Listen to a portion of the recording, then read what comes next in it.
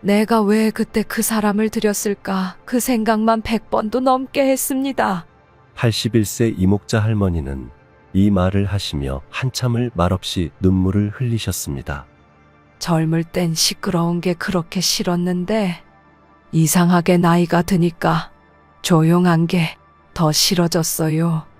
누구 하나 밥 같이 먹자고 하면 좋고 명절 지나고 집에 혼자 남아 있을 때면 괜히 가슴이 허전하고 TV 소리가 더 크게 느껴지더라고요. 그럴수록 누구라도 옆에 있어줬으면 하는 생각 한 번쯤은 해보셨을 겁니다. 그런데 여러분, 그 생각이 위험한 문을 열게 만들 수 있습니다. 외로움 때문에 누군가를 집에 들이면 처음엔 친절하고 착한 사람처럼 보일 수도 있지만 며칠만 지나면 그 사람은 손님이 아닌 주인 행세를 하기 시작합니다. 당신의 밥상, 당신의 시간, 당신의 안방까지 천천히 조용히 뺏어갑니다. 실제로 그런 피해 요즘 정말 많습니다. 더 큰 문제는 이런 사람들의 진짜 모습은 직접 겪어봐야 알게 되는 경우가 많고 그때는 이미 손쓰기엔 너무 늦었다는 점입니다.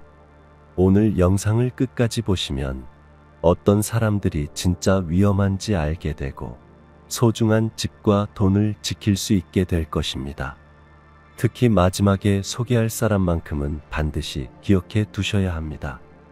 이 사람 하나 잘못 들이면 고생은 물론이고 마음의 병까지 남게 됩니다. 본격적인 이야기를 시작하기 전에 구독과 좋아요를 눌러주시면 여러분께 행운이 찾아갈 것입니다. 구독과 좋아요는 무료입니다. 노년에 내 집에 초대하면 안 되는 사람 첫 번째, 게으른 사람입니다. 서울 구로구에 사는 75세 한영자 할머니는 작년 겨울 조카딸의 아들, 그러니까 손주뻘 되는 청년을 집에 며칠 들이게 됐습니다. 사정이 딱했어요. 자취방 계약이 끝났는데 마땅한 방을 못 구했다고 하더랍니다. 며칠만, 진짜 며칠만 부탁드릴게요, 이모 할머니. 그 말을 듣고 그냥 모른 척할 수가 없었다고 하셨습니다. 처음엔 미안하다며 식기도 닦고 쓰레기도 내다 버리던 아이가 일주일이 지나자 말이 없어졌고 방은 점점 어질러졌으며 거실에 나와 있는 시간은 점점 길어졌습니다. 할머니가 밥을 차리면 수저 들고 앉아만 있고 밥 다 먹고는 잘 먹었습니다. 한마디 던지고 방으로 들어가 버렸습니다. 설거지는커녕 자기 그릇조차 싱크대에 안 넣는 날도 많았습니다. 한영자 할머니는 이렇게 말씀하셨어요. 내가 언제부터 얘 밥 해주는 사람이 된 건가? 내가 이 집 주인인데 눈치 보는 사람이 내가 된 거야. 며칠만 지나면 그 사람은 손님이 아니라 주인처럼 굴기 시작합니다. 그때부터는 내 집이 내 집 같지 않고 마음이 먼저 지치기 시작합니다. 처음엔 불쌍해서 가족이니까라는 마음이었지만 갈수록 그 아이는 할머니의 일상 속에 발 뻗고 눕는 사람이 되어갔습니다. TV 채널은 자기 마음대로 돌리고 심지어는 할머니가 드시는 약도 이거 뭐예요? 하며 함부로 만지려 하기도 했습니다. 여러분, 사람은 절대 겉모습만 보고 판단할 수 없습니다. 처음엔 도움이었다가 나중엔 짐이 되는 사람이 있습니다. 안 도와줬다면 그저 미안함으로 끝났을 일을 도와주고 나면 평온한 삶이 뒤흔들릴 수 있습니다.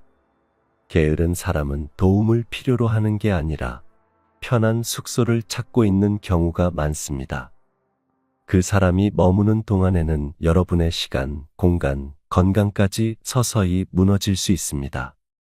게으른 사람을 집에 들였을 때 가장 위험한 건 그 사람이 조용히 아무것도 하지 않으면서도 여러분의 에너지와 일상을 조금씩 잠식한다는 점입니다.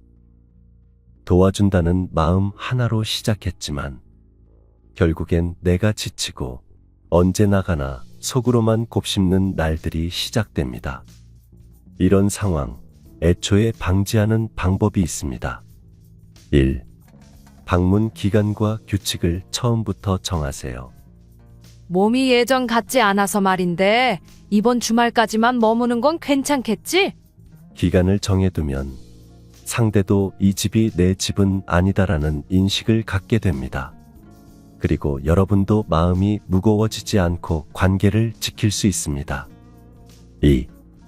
내가 힘들다는 걸 솔직하게 표현하세요. 할머니들이 제일 많이 하시는 말이 있습니다. 불편한데 말 못하겠어. 그런데 말 안 하면 상대는 절대 모릅니다. 이렇게 말씀해 보세요. 나 이제 예전처럼 집안일 다 못하겠어. 허리도 아프고 손도 덜덜 떨려. 그냥 앉아만 있는 사람 하나 있으면 내가 더 피곤해져. 이건 불평이 아니라 나의 상태를 알리는 진짜 표현입니다. 3. 함께 할 수 있는 집안일을 분담하세요. 게으른 사람은 도와줄 기회를 줘도 안 움직입니다. 그럴수록 역할을 구체적으로 정해줘야 합니다. 나는 밥할 테니까 설거지는 네가 하면 좋겠어. 화장실 청소는 네가 일주일에 한 번씩만 해주겠니? 빨래는 내가 돌릴게. 넌 꺼내서 빨래대에 널어만 줘. 이렇게 하기 쉬운 일부터 하나씩 주면 정말 고마운 마음으로 온 사람은 움직입니다. 그런데도 안 하면 그땐 그 사람이 진심으로 도와줄 마음이 없는 겁니다. 4. 필요하다면 용기 내서 말하세요. 이제 그만 머무를 때라는 메시지를 전하는 게 핵심입니다. 얘야, 이번 주말쯤에는 네 짐을 챙기도록 하렴. 나도 이제 정리 좀 해야 해서. 이제 나도 혼자 있을 시간이 필요한 것 같아. 이건 싸우자는 말이 아닙니다. 내 공간을 지키는 존중의 표현입니다. 용기를 내야 합니다. 내가 참고 버티는 동안 상대는 절대 눈치채지 못합니다. 한영자 할머니도 그렇게 말씀하셨습니다. 얘야, 다음 주부터 내 오랜 친구가 잠시 같이 지내기로 했어. 이번 주 주말 전까지 방을 정리해야 할 것 같구나. 이 말을 하고 나서야 조카는 조용히 짐을 챙겨 나갔습니다. 그날 밤 할머니는 한참을 라디오 앞에 앉아 계셨습니다. 조용한데 마음이 편하네. 이게 평온이라는 거였구나. 게으른 사람을 돕는 건 등 따뜻하게 해주고 밥 먹이는 일이 아닙니다. 스스로 책임지도록 선을 그어주는 것. 그게 진짜 돕는 일입니다. 노년에 내 집에 초대하면 안 되는 사람. 2번째, 돈을 자주 빌리는 사람입니다. 사람이 제일 조심해야 할 때가 언제인지 아세요? 지갑이 열릴 때입니다. 그것도 도와주고 싶은 사람 앞에서요. 부산 동래구에 사는 77세 김춘자 할머니는 얼마 전까지 큰언니의 손녀에게 매달 20만 원씩 총 200만 원이 넘는 돈을 보내고 있었습니다. 이유는 단 하나. 아르바이트가 끊겼다는데 그냥 모른 척을 못하겠더라고요. 그 손녀는 용돈이 아닌 생계비를 요청했고 할머니는 내가 아니면 누가 도와주겠어 하는 마음에 보내주셨다고 합니다. 그런데 문제는 그 다음부터였습니다.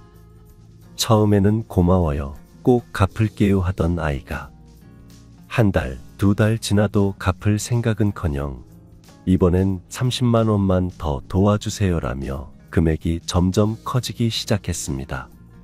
심지어는 나중엔 할머니 연금은 매달 들어오잖아요라는 말까지 했답니다.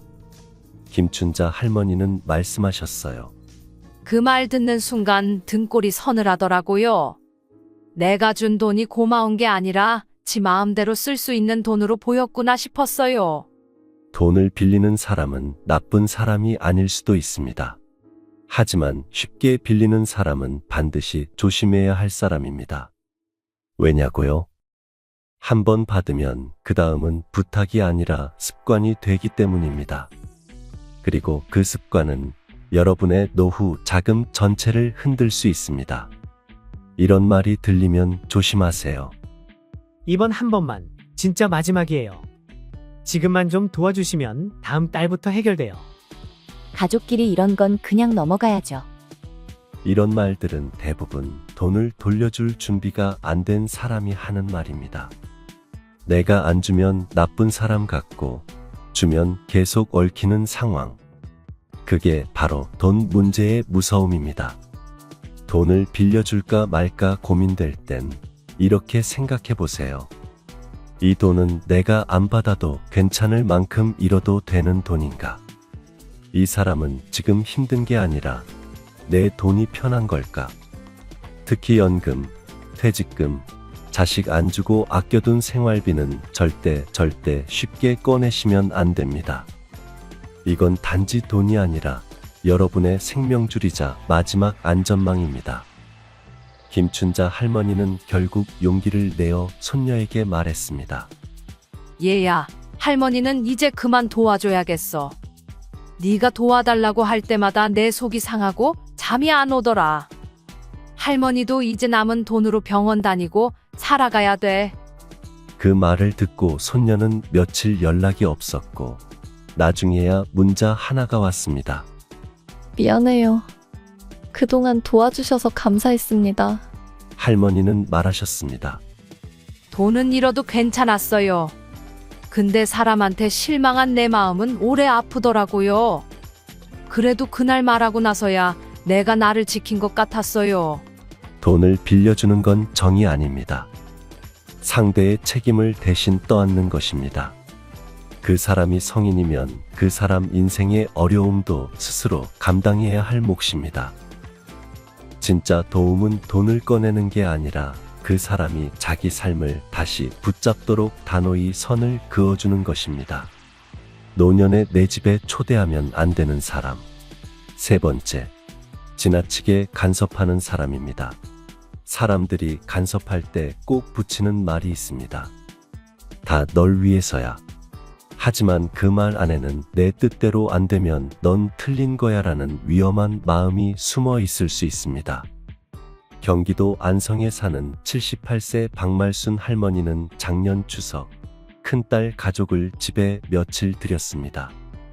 이번엔 서울 말고 시골에서 조용히 보내고 싶다는 말에 기꺼이 문을 열었죠. 처음엔 좋았습니다. 집에 웃음소리도 나고 손주들도 방긋방긋. 할머니는 밥도 손수해 주시고 이불도 털고 설거지까지 도맡았습니다. 하지만 나흘째 되던 날 딸이 조심스레 이런 말을 꺼냈습니다. 엄마, 이렇게 사시면 안 돼요. 약은 왜 제대로 안 챙기세요? 이불도 너무 낡았고 가스레인지도 위험해요. 옷장도 좀 정리하고 이참에 침대도 바꾸시죠.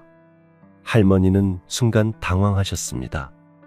그냥 잠깐 다녀가는 줄 알았는데 내 생활을 하나하나 다 고치려고 하더라고요. 결국 딸과 말다툼까지 벌어졌고, 딸은 걱정돼서 하는 말인데 왜 그렇게 고집을 부리냐며 섭섭해하고 짐을 싸 나가버렸습니다. 여러분, 간섭은 처음엔 관심처럼 느껴집니다. 하지만 그 관심이 내 생활을 흔들고 내 결정을 무시하고 내 존재를 작게 만들면 그건 더 이상 관심이 아닙니다. 그건 통제입니다. 특히 나이가 들수록. 엄마는 이제 못해요. 아버지는 혼자 살면 안 돼요. 이런 말이 익숙해집니다. 하지만 그 말 한마디가 내가 살아온 방식, 내가 지켜온 삶의 주도권을 흔드는 칼이 될 수 있습니다. 왜 노년기 간섭은 더 위험할까요? 1. 의존을 조장합니다. 못하겠지 라는 말은 하지 마라는 뜻과 같습니다. 자꾸 도와준다는 이유로 손을 잡아 끌면 나중엔 스스로 일어나는 법을 잊게 됩니다. 2. 자존감을 무너뜨립니다. 내가 살고 있는 방식을 부정당하면 내가 이렇게 사는 게 잘못이었나 하는 생각이 들게 됩니다. 그 순간부터 마음이 움츠러들고 결국엔 누가 뭐라 하지 않아도 스스로를 작게 만듭니다. 3. 관계가 망가집니다. 간섭은 결국엔 상처를 남깁니다. 그게 아무리 가족이라 해도 그 말이 쌓이면 결국 말하지 않아도 거리를 두게 됩니다. 그럼 어떻게 이걸 해결해야 할까요? 첫째, 나는 아직 내 생활을 스스로 결정할 수 있다는 걸 분명히 하세요. 내가 걱정하는 건 고맙지만 나는 이렇게 살아도 괜찮다. 도와주고 싶은 마음은 알지만 내가 원하는 방식이 있어. 이렇게 말하면 간섭이 더 깊어지는 걸 초반에 막을 수 있습니다. 말하지 않으면 상대는 도움이 필요한 줄로만 압니다. 둘째, 간섭이 아니라 대화로 바꾸세요. 상대가 뭔가를 고치자고 하거든 이렇게 말해보세요. 그거는 나중에 천천히 생각해 볼게. 지금은 내가 익숙한 게 더 편해서 그래. 나도 가끔 불편하긴 한데 고치는 게 오히려 스트레스가 돼. 이건 거절이 아니라 의견입니다. 의견을 나누는 건 건강한 관계의 시작이고 간섭을 막는 가장 좋은 무기입니다. 박말순 할머니는 그 일이 있고 나서 며칠 후 딸에게 편지를 써주셨다고 합니다. 너 마음은 안다. 근데 엄마도 엄마 인생이 있다. 내가 익숙하게 살아온 걸 하루아침에 바꾸긴 어렵더라. 그냥 지금처럼 내 방식대로 살게 해다오. 그래야 나도 너 걱정 안 하고 살 수 있다. 딸은 그 편지를 읽고 눈물을 흘렸고 다음번 찾아올 땐 엄마 밥이 제일 맛있어 하며 웃어줬다고 합니다. 여러분, 간섭은 나쁜 마음이 아닙니다. 하지만 그게 나의 삶을 무너뜨린다면 그 마음에도 선이 필요합니다. 자식이라도 가족이라도 내 삶의 중심은 결국 나입니다. 노년에 내 집에 초대하면 안 되는 사람. 네 번째, 정서적 에너지를 소진시키는 사람입니다. 밥 한 끼 같이 먹었는데 이상하게 기운이 빠지게 만드는 사람. 말을 많이 들은 것도 아닌데 머리가 띵하다라는 느낌이 들게 만드는 사람. 이런 사람 한 번쯤 있으셨죠? 그게 바로 정서적 에너지를 소진시키는 사람입니다. 이 사람들은 육체적인 피해를 주는 것도 아니고 돈을 요구하는 것도 아닙니다. 하지만 말과 표정, 태도로 조용히 상대를 지치게 만드는 존재입니다.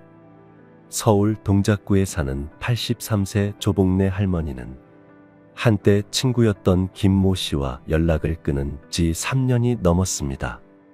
둘은 20년 넘게 동네 반상회도 함께하고 경로당도 같이 다녔던 사이였죠. 그런데 언젠가부터 김 씨와 1시간만 얘기를 나누고 나면 조복래 할머니는 허리가 아픈 것도 아닌데 숨이 턱턱 막히는 느낌이 들었다고 합니다. 왜일까요? 야, 너 아직도 그 약 먹냐? 그거 요즘 안 좋다더라. 그 동네 아파트값 떨어졌대. 잘못 사셨네. 딸이 서울에 있다고? 근데 왜 안 오지? 싸운 거 아니야? 말은 다 걱정하는 말투였지만 그 안엔 칭찬도 공감도 없었습니다. 온통 불안과 비교와 비난이 섞인 말뿐이었죠. 조복래 할머니는 어느 날 이렇게 중얼거리셨다고 합니다. 같이 있으면 내가 작아지는 기분이야. 내가 뭐라도 잘못한 사람처럼. 그래서 조용히 연락을 끊고 다시는 먼저 찾지 않으셨습니다. 여러분, 정서적 에너지를 뺏는 사람의 특징은 아주 단순합니다. 늘 부정적인 이야기만 꺼냅니다. 다른 사람과 자신을 계속 비교합니다. 본인은 고민을 털어놓지만 남 얘기는 잘 들어주지 않습니다. 같이 있으면 왠지 모르게 내 기운이 빠진 느낌이 듭니다. 이 사람들과 오래 함께 있으면 몸보다 마음이 먼저 병듭니다. 왜 노년기엔 이런 사람을 더 조심해야 할까요? 노년기에는 누군가의 말 한마디가 하루의 기분을 좌우합니다. 칭찬 한마디에 활력이 돌고 비난 한마디에 침묵 속으로 가라앉습니다. 특히 혼자 지내는 시간이 많을수록 말의 무게가 배로 커지기 때문에 누구와 시간을 보내느냐가 삶의 질을 좌우하게 됩니다. 그렇다면 이런 사람과 어떻게 관계를 정리하거나 줄일 수 있을까요? 첫째, 나 요즘 조용히 지내고 싶어라는 메시지를 분명히 하세요. 직접적인 말보다 이렇게 자연스러운 거리두기 표현이 효과적입니다. 요즘 몸이 좀 피곤해서 말수가 줄었어. 요즘은 그냥 라디오 들으면서 조용히 지내는 게 좋더라. 이렇게 말하면 감정 상하지 않고 자연스럽게 간격을 만들 수 있습니다. 둘째, 말을 듣는 자리에선 그렇구나만 하고 넘어가세요. 논쟁하거나 조언하려 하지 마세요. 그들의 부정은 답을 원하는 게 아니라 감정의 배출구입니다. 그랬구나. 아이고, 힘드셨겠네. 딱 두 마디만 하시고 그 뒤로는 말의 무게를 들고 가지 마세요. 조복래 할머니는 연락을 끊은 뒤 처음으로 하루를 웃으면서 마무리할 수 있었다고 하셨습니다. 하루 종일 조용했는데 마음이 가벼웠어요. 말수가 줄었는데 기분은 오히려 편안했지요. 사람과의 대화는 내 기운을 북돋아 줄 수도 있고 반대로 내 기운을 빼앗아갈 수도 있습니다. 내 마음에 쉼을 주는 사람이 좋은 사람이고 내 마음에 무거움을 주는 사람은 멀리해야 할 사람입니다. 노년에 내 집에 초대하면 안 되는 사람. 다섯 번째, 악의적인 의도를 가진 사람입니다. 사람이 가장 위험한 건 겉으로는 착하고 공손해 보이는데 속마음은 전혀 다른 의도를 품고 있을 때입니다. 그 사람이 다가오는 이유가 진짜 도움이 필요해서인지 아니면 내 것을 탐내기 위해서인지는 처음에는 절대 알 수 없습니다.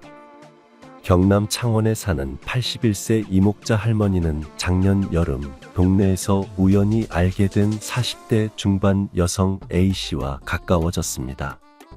A씨는 자주 인사하고 장을 도와드리고 할머니가 외출할 땐 가방까지 들어주는 친절한 사람이었습니다. 처음엔 단순한 이웃이라 생각했지만 2달쯤 지나 A씨는 이렇게 말했습니다. 할머니, 제가 방 하나 구할 돈이 조금 모자라서 그런데 딱 200만 원만 빌려주시면 이번 달 안에 갚을게요. 제가 믿을 만한 사람이라는 거 그동안 보셨잖아요. 이목자 할머니는 망설였지만 그래, 이렇게 성실한 사람한테 200만 원이 뭐라고. 그날 바로 돈을 건네주셨습니다. 그리고 그날 이후 A씨는 사라졌습니다. 전화도 문자도 동네도. 이목자 할머니는 지금도 말씀하십니다. 사람이 그럴 수 있다는 걸 80 넘어서 처음 배웠어요. 여러분, 이런 사람은 진짜 있습니다.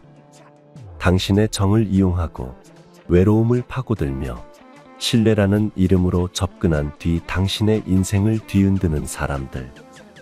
악의적인 사람의 특징은 분명합니다. 처음엔 도움받는 게 아니라 도와주는 사람으로 나타납니다.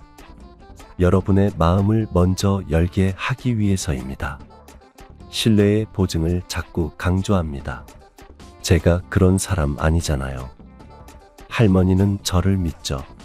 같은 말로 말입니다. 어느 순간 금전적 부탁이나 개인 정보를 요구합니다.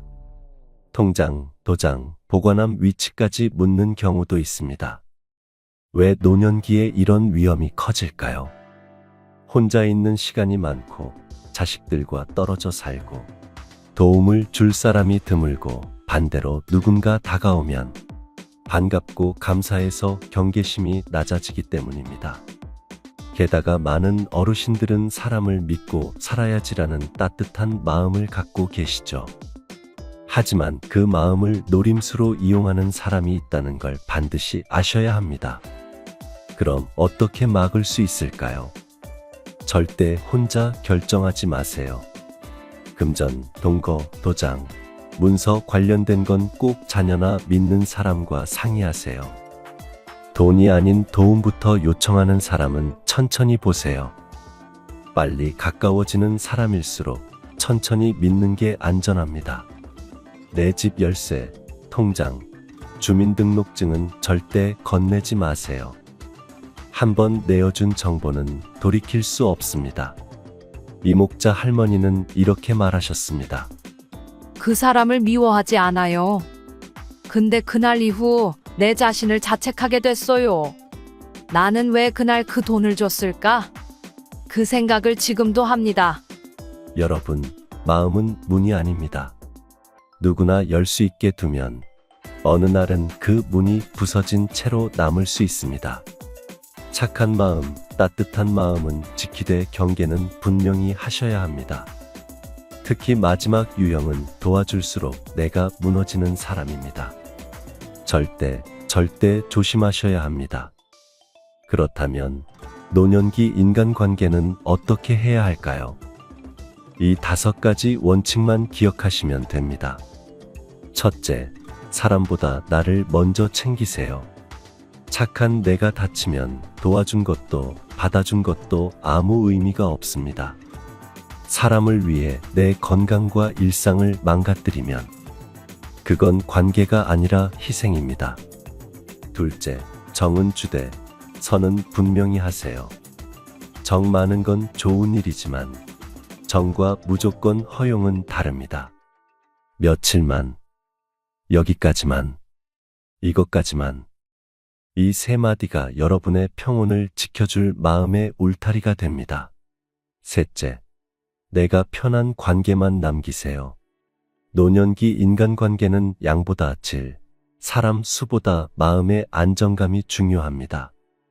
말수가 많진 않은데 기분은 편안하게 느껴지는 사람. 이런 사람이 좋은 사람입니다.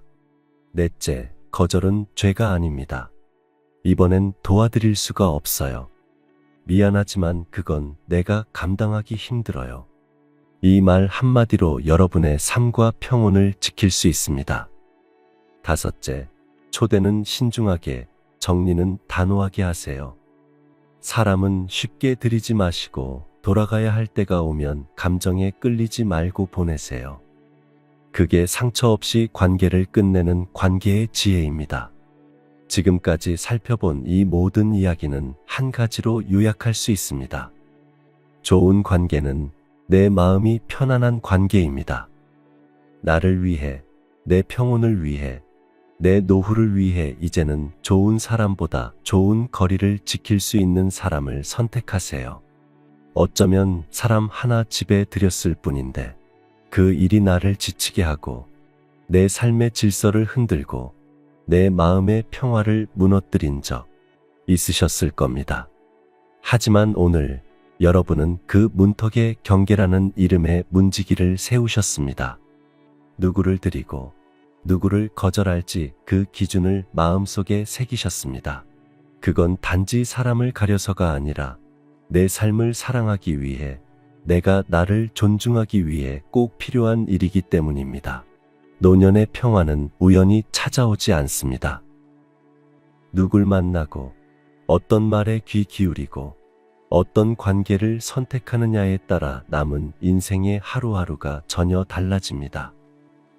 도움을 주되 기대지 않게 하고, 정을 베풀되 책임은 남기게 하고, 혼자 있어도 평온하게, 누구와 있어도 나답게 행동하세요.